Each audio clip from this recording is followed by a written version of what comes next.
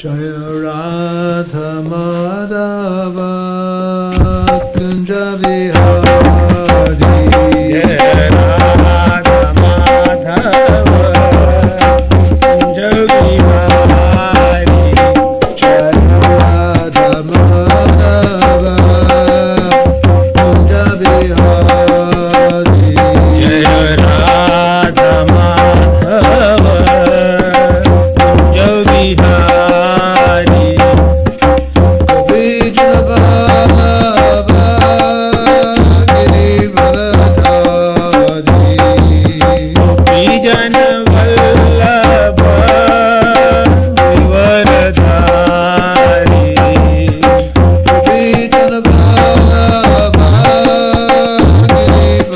Giridharadhari Vijana Vallabha Giridharadhari Yashodanandana Braja Jana Ranjana Yashodanandana Braja Jana Ranjana Yashodanandana Braja Jana Yashodanandana Braja Jana Ranjana Jamuna Tira Vanachari Jamuna Tira Vanachari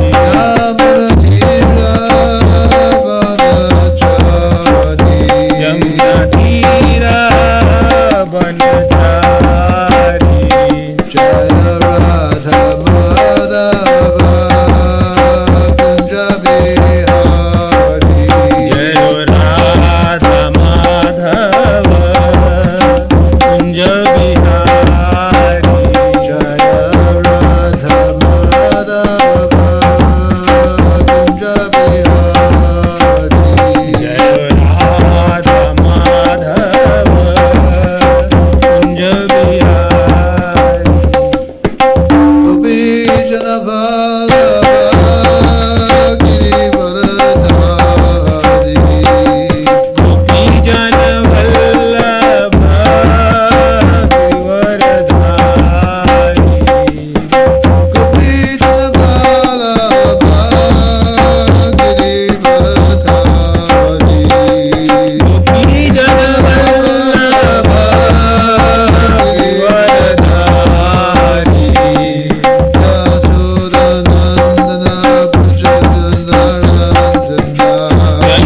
Yashodanandana Braja Jana Ranjana Yashodanandana Braja Jana Ranjana Yashodanandana Braja Jana Yashodanandana Braja Jana Ranjana Jamuna Tira Vanachari Jamuna Tira Vanachari Jamuna Tira Vanachari Jamuna Tira Vanachari Jaya Radha Madhava Kunja Vihari Jaya Radha Madhava Kunja Vihari Jaya Radha Madhava Kunja Vihari Jaya Radha Madhava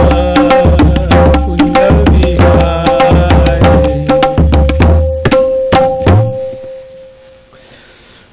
Om Vishnu Padaya Krishna Prasad Buddhave Srimati Bhaktivedanta Swami Nityanamani Namaste Saraswati Deve Gauravani Pachani Devasesa Srinyavadi Pashtade Satarani Srila Bhagavad Gita.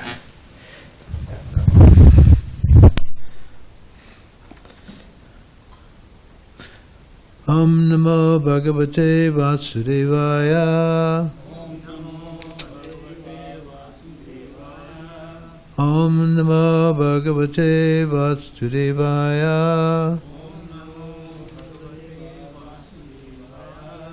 Om Namo Bhagavate Vasudevaya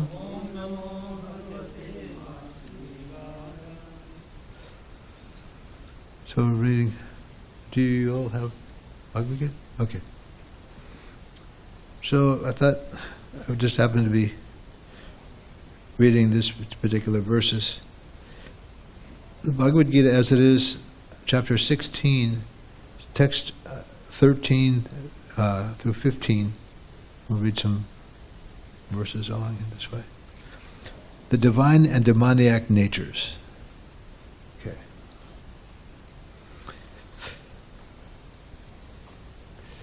Let's see. There's a long verse.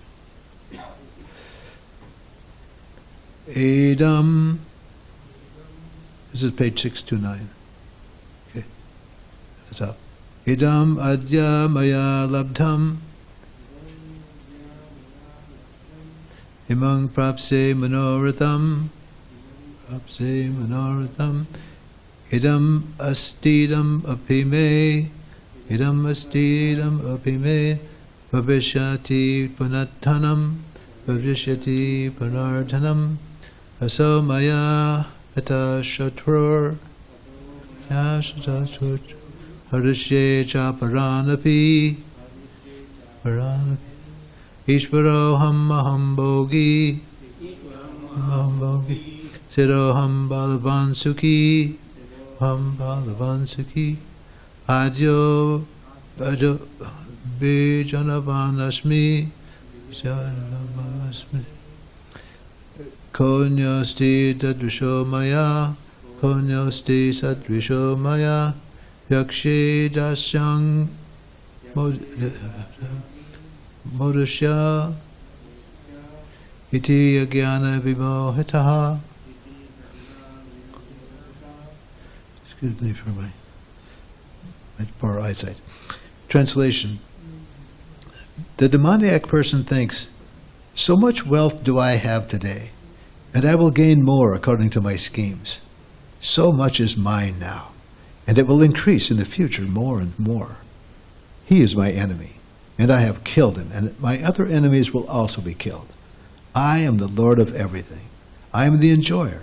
I am perfect, powerful, and happy. I am the richest man, surrounded by aristocratic relatives. There is none so powerful and happy as I am. I shall perform sacrifices.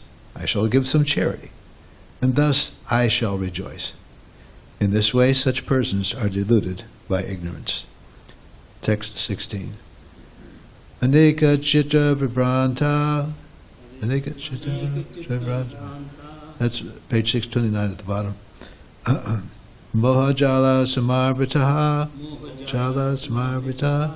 Prasakta kama bhogeshu. Kama bhogeshu. Pachanti narakeshu chau. Translation. Thus perplexed by various anxieties and bound by a network of illusions, they become too strongly attached to sense enjoyment and fall down into hell. Report by Srila Prabhupada. The demoniac man knows no limit to his desire to acquire money. That is unlimited. He thinks only of how much assessment he has just now, and schemes to engage that stock of wealth further and further. For that reason, he does not hesitate to act in any sinful way, and so deals in the black market for illegal gratification. He is enamored by the possessions he has already, such as land, family, house, and bank balance, and he is always planning to improve them. He believes in his own strength, and he does not know that whatever he is gaining is due to his past good deeds. He is given an opportunity to accumulate such things, but he has no conception of past causes. He simply thinks that all his massive wealth is due to his own endeavor. A demoniac person believes in the strength of his personal work, not in the law of karma. According to the law of karma, a man takes his birth in a high family, or becomes rich or very well educated or very beautiful because of good work in the past. The demoniac thinks that all these things are accidental and due to the strength of one's personal ability. They do not sense any arrangement behind all the varieties of people, beauty, and education. Anyone who comes into competition with such a demoniac man is his enemy. There are many demoniac people, and each is enemy to the others. This enmity becomes more and more deep between persons, then between families, then between societies, and at last between nations. Therefore there is constant strife, war, and enmity all over the world. Each demoniac person thinks that he can live at the sacrifice of all others. Generally, a demoniac person thinks himself as the supreme God, and a demoniac preacher tells his followers, "Why are you seeking God elsewhere? You are all yourselves God. Whatever you like you can do. Don't believe in God. Throw away God. God is dead." These are the demoniac's preachings. Although the demoniac person sees others equally rich and influential, or even more so, he thinks that no one is richer than he, and that no one is more influential than he.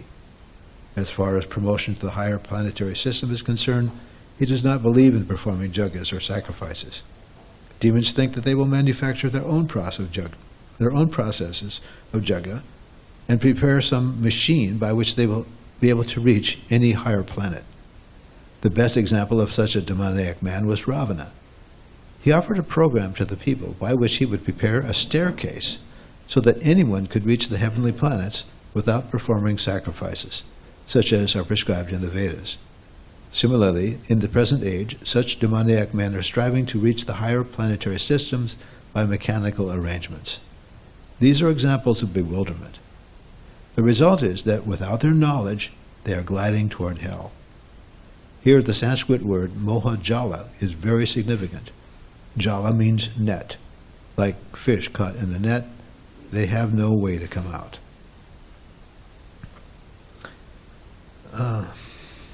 You can go on, but I'll just for now. So, Srila Prabhupada is very clear about what demonic people are all about. And Krishna is explaining here that there are certain people who make their life to be against the Supreme God, to be a competitor of God, because actually that's our disease, basically. We're all trying to accumulate things that actually don't belong to us. You come into this world naked, you can't leave with even a pin.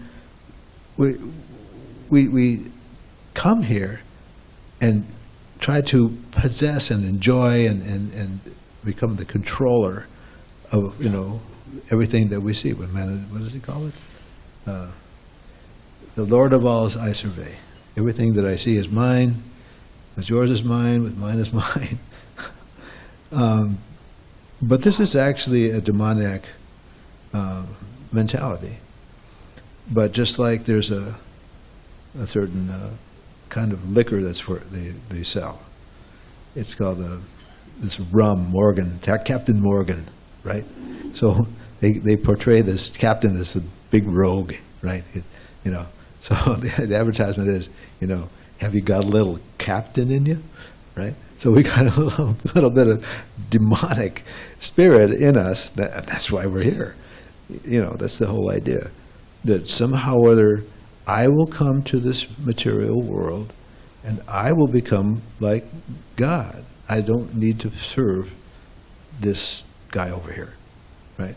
So Krishna, being very kind, he accommodates our desire and makes a little sandbox over here so we can play King of the Hill and imitate Krishna.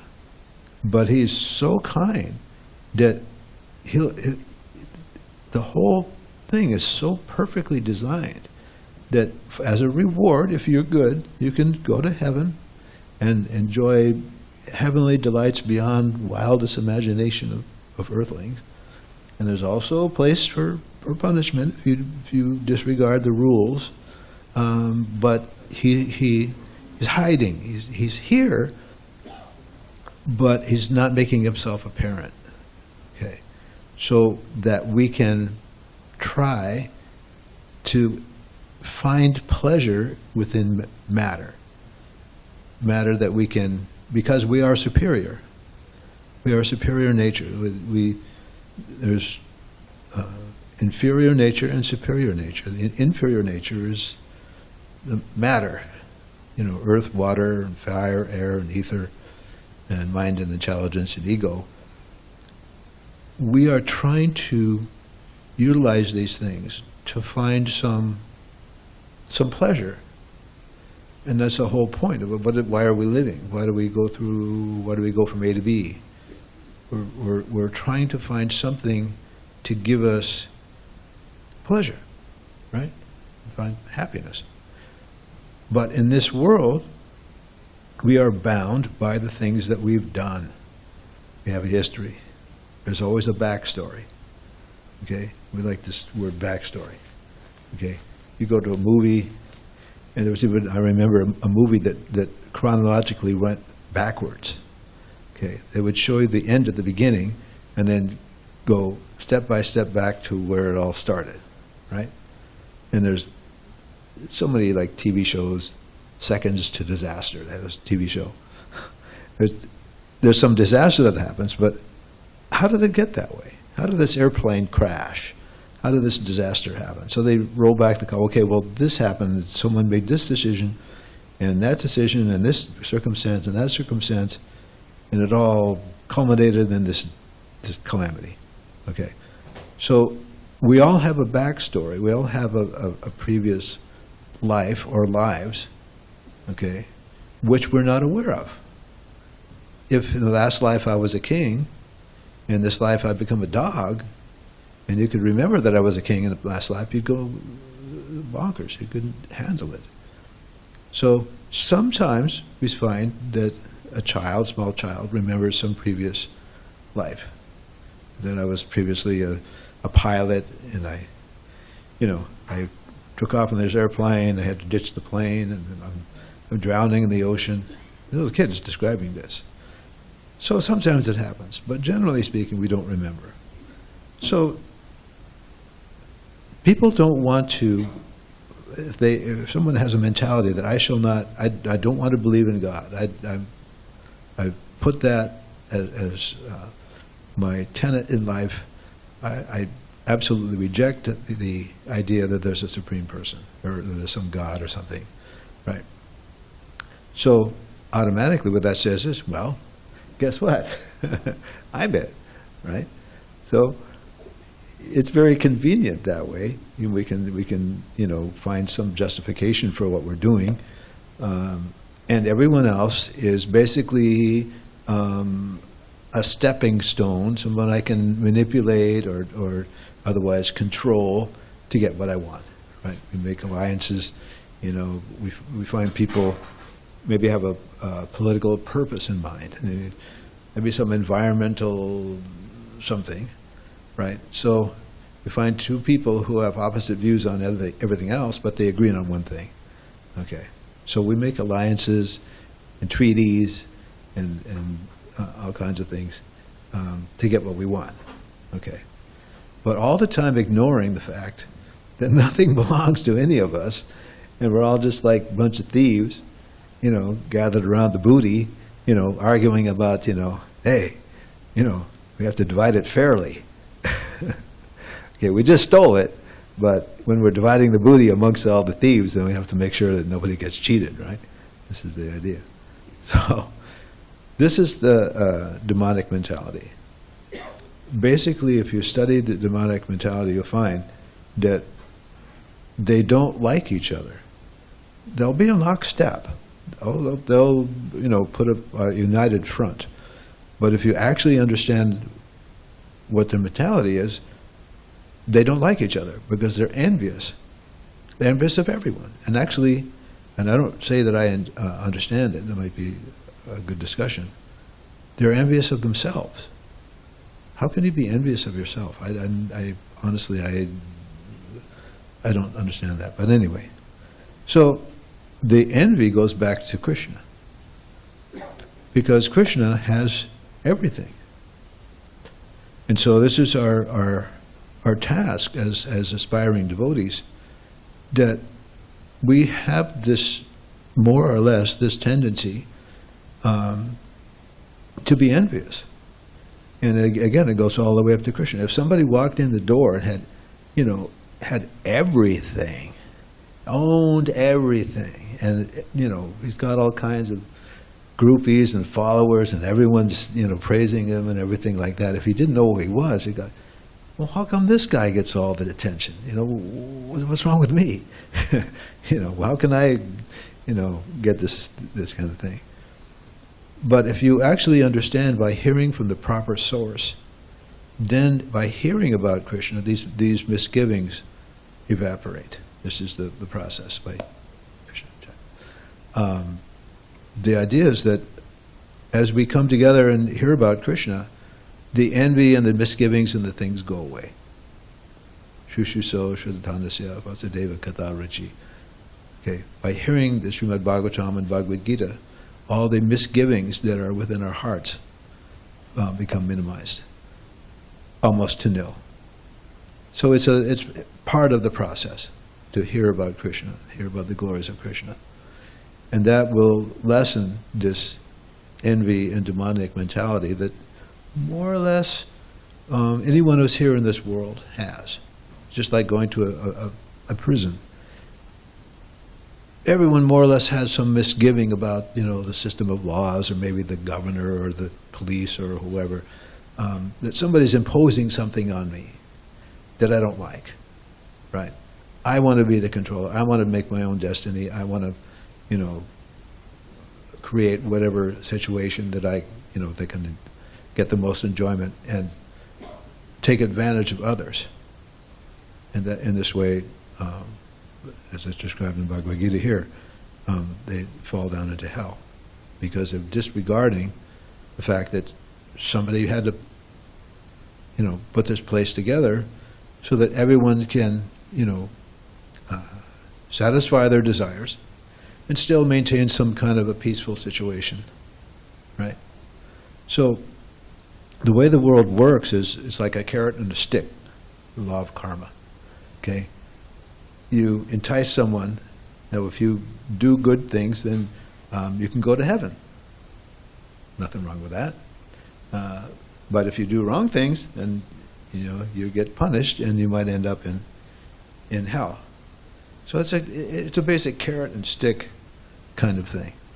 Okay, but if you examine all the different aspects of our life, there's always a circumstance that's being created for us, that we're faced with an opportunity, or faced with a circumstance that we have to make a choice. Okay, so there's always the Maya who is trying to keep us entangled in the material world. It's kind of like, like a monkey on your back. It's like, hey, let's do, you got the good and evil on one side and the other side. Yeah, we do this, and then So, all the different religions of the world, we find that many preachers, televangelists, and so on, unfortunately don't have the sufficient strength to overcome the temptations. Okay, so they're preaching on one side that we shouldn't do this, but then behind closed doors, unfortunately, we find them doing something else. And in our movement also, we have our fall downs, and so on and so on. So it's always a struggle. It's a struggle of trying to overcome the innate nature that those who are here in this world have, which is a little bit of rebellion, a little or a lot of rebellion against Krishna. So that's the Krishna consciousness movement is providing a situation where those who participate can have their rebellious nature, if not eradicated, at least mitigated to some extent, and to actually develop love for Krishna, right? By chanting his holy names and by hearing the Bhagavad Gita and engaging in various activities, we get the realization that, I am far inferior to this person, and in fact, he's really wonderful, and he's very kind, and has so many lovable qualities, and so we become attracted, and we don't have to be envious, because we realize that we're very insignificant, right? because we have this body, we're wanting some adoration, some distinction, right? Something to boast about. Ask me how I know. But the idea is that, if we dovetail the things that we do, it's not that we have to give up families, don't have to give up work, we don't have to do, give up activities that we normally do, but to understand how these activities relate to Krishna. You go out to the ocean. So the ocean is actually all the sacred rivers going into the ocean, so there's a lot of holy water out there. And Lord Chaitanya used to swim in the ocean, so swimming in the ocean is bona fide pastime. I'm not so sure about surfing. That's another thing. But okay, recognize that this ocean is a representative of Krishna, of bodies of water in the ocean. So, and so many things. You find some situation that's very nice, or you see some unfortunate situation where someone has undergone some calamity. So. You try to help, but actually understand that something led up to it. There's some kind of whatever happened before, and Prabhupada describes here in his purport that, the demonic, they don't realize, why does somebody have a really good education over here and someone over here doesn't? So someone's very attractive over here, and the other is a little challenged. Beauty and good parentage, good family.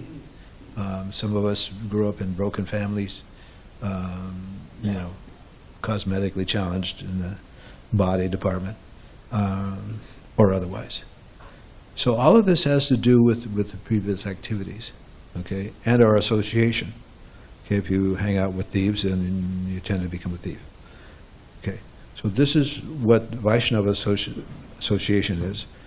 Associating with devotees means associating with Krishna, but there's really no difference. The Vaishnava is practically as good as Krishna. And I was very fortunate in the early 70s to, first time I ever saw Srila Prabhupada was in Vrindavan, the Radha Damodar temple, and realized that, this person is as close to God as it gets. Okay? Walking on the same terra firma, walking around, doing the same things, eating, sleeping, everybody else does. But this person is on a different level, totally different level. So having this opportunity, whether in person or by reading his purports, the first thing I realized when I saw him was like, what's the difference between reading what he wrote and hearing him speak? There isn't any difference at all. So his presence can be with us, even though, to ordinary vision he's passed on. But we know that Srila Prabhupada is still here. He hasn't left. Srila Prabhupada is sitting here. We offer worship every morning. No difference. Okay? So, the same thing with Krishna. Krishna spoke Bhagavad Gita. If I wasn't there on the battlefield, we weren't there on the battlefield, but we're still having the same conversation. And so we have Krishna.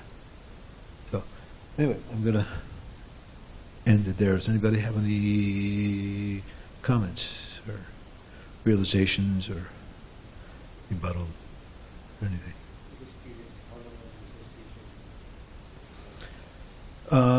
The first time I saw Srila Prabhupada in Vrindavan was somewhere in the middle of Kartik, 1972,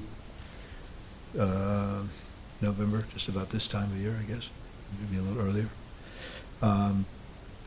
What was happening is he was there for the full month, so some devotees would come and then they would go back. I was in Bombay at the time, so some devotees would come there and then they'd switch off. So I was there about 2 weeks until the Kartik was over. And devotees had arranged Pandal programs in different cities. So they needed some devotees to go along with him. So they said, okay, anybody who's here can go with Srila Prabhupada We went to Hyderabad, and then we went to Bombay, and then we went to Ahmedabad, and then back to Bombay. So that was from, it seemed like a long time, but it was probably 2 weeks in each place, so maybe about a month and a half. Then it culminated, there's a very large Pandal program in Bombay, very famous program. And after that, I went to a different temple. And then I went to Mayapur, and I saw Srila Prabhupada came to Mayapur for a short time. And then I left India and went to London on my way back to Los Angeles, and Prabhupada was there at the Bhaktivedanta Manor. And so we spent a month there. And Prabhupada was, leading up to the installation of the deities at the manor. Then I went back to Los Angeles, and of course he came several times in 1973, 70, pretty much every year he came. Then after that, from 76, that was the last time he was in Los Angeles. And he passed away in 77. So that's, So along the way, I was very fortunate to have his associate. I mean, I wasn't an intimate devotee by any means. I was just one of Prabhupada's, he called us the dancing white elephants. He put on a Pandal program with his Western disciples dancing around. As they referred us to us then. But what was really significant for me was to see how he dealt with different people along the way. He would go to, I think we went to the Birla's house one time, or one of the big industrialists, just fabulously wealthy. And he could be the perfect guest. He just small talk, he could talk about anything, and he was just, the most charming, wonderful guest you could ever have, right? But if somebody said, well, what about, Swami's, so-and-so says, and then Prabhupada would take off his Clark Kent suit and become Superman, and then, he became the guru, and he was very, at the Pandal programs, he was fire and brimstone.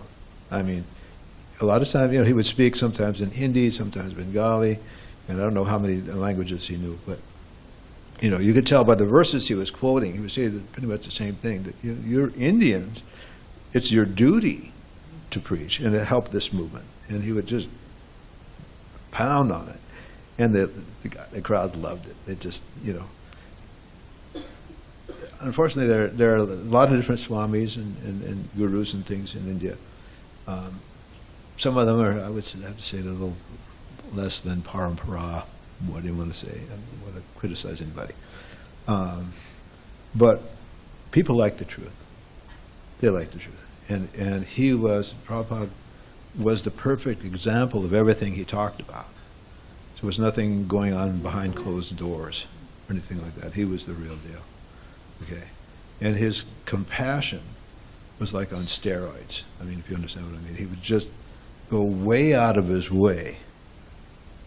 But he was not foolish, He would engage someone. Someone would ask him a question sometimes, and he would give it a completely different answer than what you would expect, because he understood the mentality of the person who was talking. Okay, and so many times, you could never predict what Prabhupada would do. Someone would come with a criticism, is that, this particular devotee is in charge of the GBC, but he's not chanting his rounds, Prabhupada. He's not doing this, he's not doing that, And Prabhupada would stop him and say, okay, do you think Arjuna was chanting his rounds? Okay, I mean, and so Prabhupada would he would acknowledge that, there was something there, but it was actually a reaction to how the person was presenting the problem. In other words, putting yourself on a higher level and, like this. And Prabhupada did not like that. And later on, someone, actually, who had no skin in the game, was not really trying to criticize it, just said, well, actually, Prabhupada, he really isn't chanting. Okay. So, all of these things, Prabhupada was so expert in dealing with people. he would, if he chastised you, you wouldn't feel like he was, looking down on you and trying to make himself look good. You know what I mean? He would chastise someone, and then it was over. It wasn't a grudge, it wasn't anything like that at all.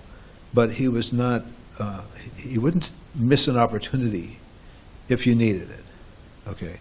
And if you could tolerate it, okay? If you could accept what he was saying, okay? Sometimes there was some devotee who wanted to have a second wife, or divorce this one and marry that one. So we know what Prabhupada didn't like. He didn't like that. But he understood that this person was going to do it anyway. So he was obliged, in order for this person not to have his spiritual life completely upended, he actually allowed it. And it was very surprising to the other devotees, why would he say like this?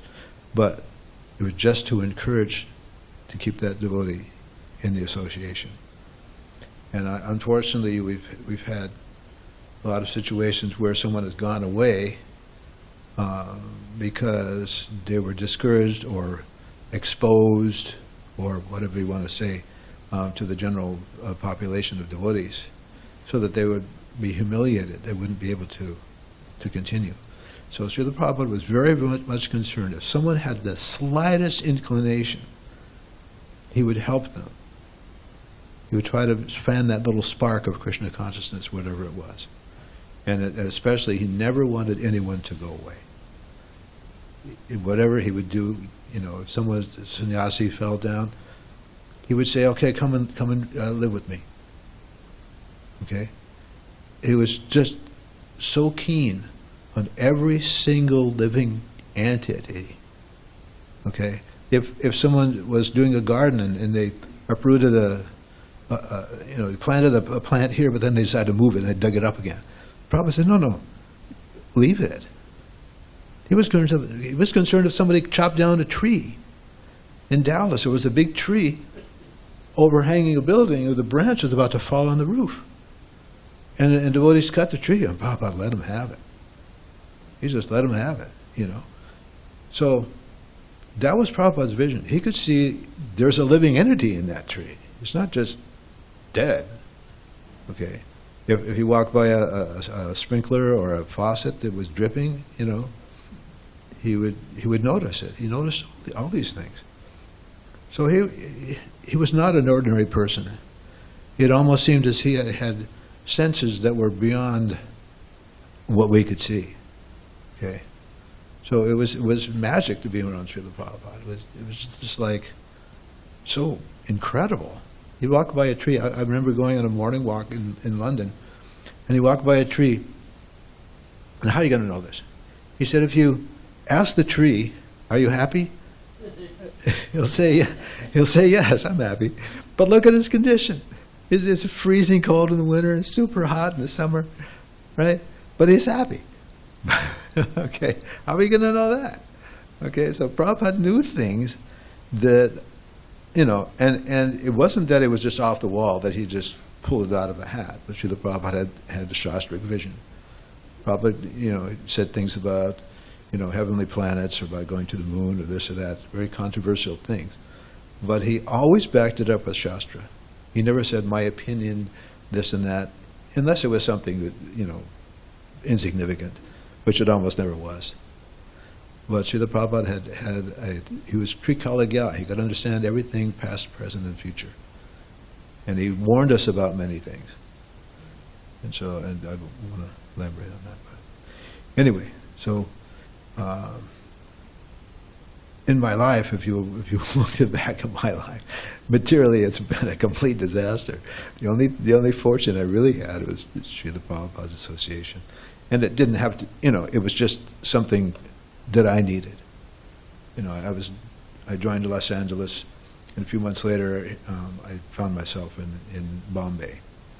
And it was important for me to see the culture, to see how, it's not just theory, not just something you read out of a book, but to actually see people doing these things and understanding, here's a whole culture based on God consciousness. No matter, okay, it's called the Yuga, people are not, so strict at doing, and we have the caste system, which is, a remnant of the original culture, which was the varnashram system. So you see all these different things, and it's like it solidifies what we're talking about. Prabhupada gives the example of, the hogs eating stool. Well, we don't have hogs roaming around, but they are in India.